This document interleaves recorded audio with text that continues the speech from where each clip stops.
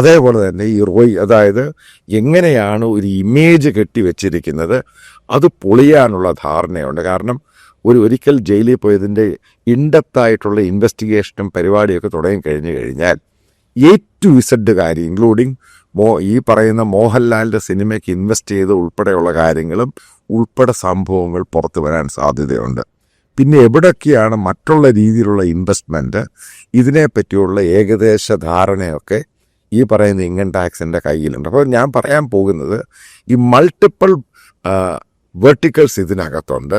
ഈ പറയുന്ന പോലെ അത്ര ക്ലീൻ ഒന്നും ആയിരുന്നില്ല. അപ്പം സ്വന്തം ബ്രാൻഡും ഒക്കെ ഉണ്ടാക്കാൻ വേണ്ടി പല സംഭവങ്ങൾ അദ്ദേഹം ചെയ്തിട്ടുണ്ട്. അദ്ദേഹം ഒരു സക്സസ്ഫുൾ ബിസിനസ്മാൻ ആയിരുന്നു. പക്ഷേ ഈ ഫണ്ടിങ്ങിൻ്റെ അകത്തൊക്കെ അതിദുരൂഹത ഉണ്ടായിരുന്നു എന്ന കാര്യത്തിൽ ഒരു സംശയവുമില്ല.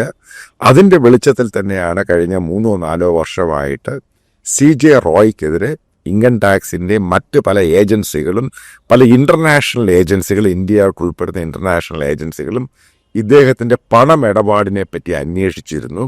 അതിന് പ്രോപ്പറായിട്ട് ഉത്തരം കൊടുക്കാൻ റോയിയെ കൊണ്ട് കഴിഞ്ഞില്ല. അതുകൊണ്ടാണ് ആ ഒരു സന്ദർഭത്തിൽ ഇതുണ്ടാകാനുള്ള പോസിബിലിറ്റിയാണ് ഞാൻ പല സീനിയർ ഉദ്യോഗസ്ഥന്മാരായിട്ട് സംസാരിച്ചപ്പോൾ മനസ്സിലാക്കാൻ സാധിക്കും. കാരണം പലതിൻ്റെ ഉറവിടം റോയിക്ക് പറയാൻ പറ്റില്ല, അല്ലെങ്കിൽ അത് പുറത്ത് വന്നു കഴിഞ്ഞാൽ ഇത് ചീട്ട് കൊട്ടാരം പോലെ പൊളിഞ്ഞു പോകും. രണ്ടാമത്തെ ഫാക്ടർ എന്ന് പറയുന്നത്, ഈ ഇമേജും ഈ സംഭവങ്ങളൊക്കെ പൊളിഞ്ഞു കഴിയുമ്പോൾ അതിൻ്റെ മുമ്പിൽ പ്രതിഷ്ഠിക്കാൻ വെച്ചിരിക്കുന്നൊരു ഇമേജുണ്ട്. അതായത് സ്കോളർഷിപ്പ് കൊടുക്കുക, അത് കൊടുക്കുക, ഇത് കൊടുക്കുക.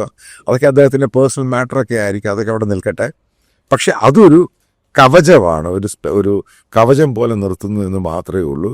ഇതെല്ലാം കൂടെ ക്ലബ് ചെയ്ത് ഈ സംഭവം പൊളിയാനുള്ള പോസിബിലിറ്റിയൊക്കെ കണ്ടിട്ടാണ് ഇദ്ദേഹം സൂയിസൈഡ് ചെയ്യാനുള്ള കാരണമെന്നാണ് ചില സീനിയർ ഉദ്യോഗസ്ഥന്മാരുമായിട്ട് സംസാരിച്ചപ്പോൾ എനിക്ക് മനസ്സിലാക്കാൻ സാധിച്ചത്. അതായത് മനസ്സിലാക്കുക, ഇന്ത്യയിൽ വീണ്ടും ഞാൻ ആവർത്തിക്കുന്നത് റോയിയുടെ മാത്രം തെറ്റൊന്നുമല്ല, ഇന്ത്യയുടെ ബിസിനസ് എക്കോസിസ്റ്റം അതിൻ്റെ ഒരു വലിയ പ്രശ്നമുണ്ട്. കാരണം ഈ പറയുന്ന പൊളിറ്റീഷ്യൻസ് ആണെങ്കിലും ബ്യൂറോക്രാറ്റ്സ് ആണെങ്കിലും അവരുടെ കൂടെ അവരെ സൂക്ഷിച്ച് നിൽക്കാതെ ഇന്ത്യയിൽ ഇതേപോലെ ഒരു ബിസിനസ് സക്സസ് ആകാൻ പറ്റില്ല.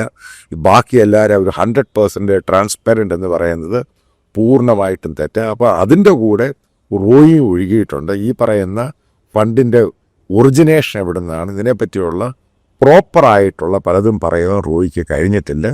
ഈ ഏറ്റവും പ്രധാന പ്രശ്നമായിട്ട് അവർ കാണുന്നത് സ്ലോവാക്യൻ കോൺസുലേറ്റ് ജനറൽ പോസ്റ്റ് ഇദ്ദേഹം വില കൊടുത്ത് മേടിച്ച് അതിൻ്റെ മറവിൽ നടത്തിയ ഇടപാടുകൾ ഹ്യൂജാണ്.